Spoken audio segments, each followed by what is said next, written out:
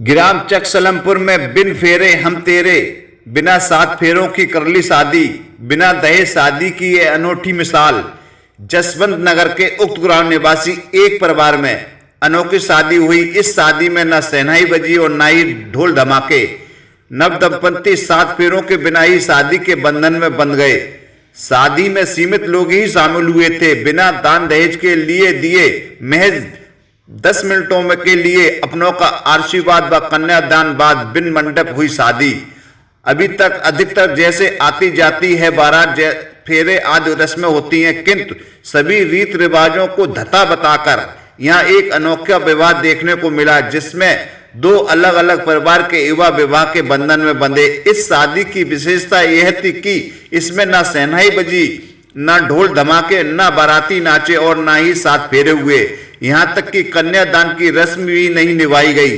शादी की सारी रस्में समाप्त की गईं। सिर्फ व सिर्फ मेहमानों को साक्षी मानते हुए वर वधू ने एक शपथ पत्र पर सुख दुख के साथ जीने मरने के आदि वचन व शर्तों पर हस्ताक्षर कर जीवन साथी बन गए। बिन फेरे हम तेरे दो जोड़ों ने समाज के सामने ऐसी मिसाल पेश की है, हर कोई उनकी तारीफ कर रहा है। शादी में कोई दान दहेज नहीं, कोई फेरे नहीं हुए। देश के संविधान निर्माता बाबा साहब भीमराव अंबेडकर व समारोह में शामिल मेहमानों को साक्षी मानकर परिणय सूत्र में बन गए।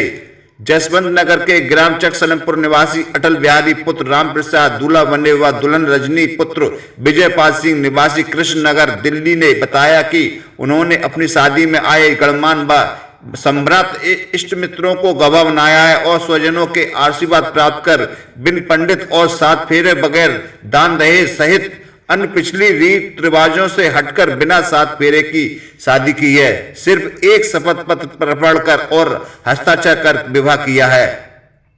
इन युवाओं ने माना एक दूसरे को पति पत्नी, फेरे नहीं लिए और वर वधू ने एक दूसरे को पति पत्नी माना।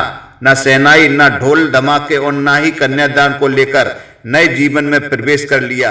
बिना दान दहेज का विवाह रचाया, बिना खर्च के शादी कर समाज के नव युवाओं को संदेश भी दिया।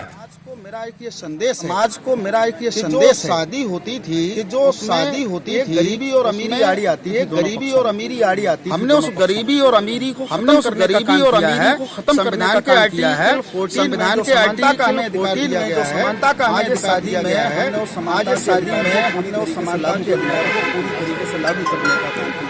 दूसरी बात यह है कि समाज में जो शादियां होती समाज में जो शादियां होती थी, हम किसी भी धर्म से जब शादी कराते थे, घंटों के हिसाब से, तो उसमें घंटों के हिसाब द्वारा कौन सी बातें कही जाती द्वारा कौन सी बातें समझ में नहीं आ पाती थी, किसी की समझ में नहीं आ पाती था। लड़के वाले को पता नहीं जाता था, लड़के वाले को पता नहीं किसने, और लड़की वाले को पता नहीं कि उसने क्या, लड़की वाले को पता नहीं कि उसने क्या कहा। जिन चीजों को कहना चाहते हैं, जिन चीजों को कहना चाहते हैं, वो हमने शपथ जो वर और वधू दोनों की तरफ जो वर और समाज में तो फायदा मिल नहीं है, समाज में तो फायदा मिल नहीं है, धर्म से क्योंकि चाहे आप शादी धर्म से करने का नंबर आता है तो लोग कोर्ट की तरफ भागने का नंबर आता है तो लोग कोर्ट की तरफ भागते हैं। मुस्लिम धर्म से कर लें, जब शादी टूटने का नंबर आता है तो शादी टूटने का नंबर आता है तो कोर्ट की धर्म से अगर बात करें तो वहाँ धर्म से अगर बात करें तो वहाँ तमाम तरीके के रस्म रिवाज होते हैं।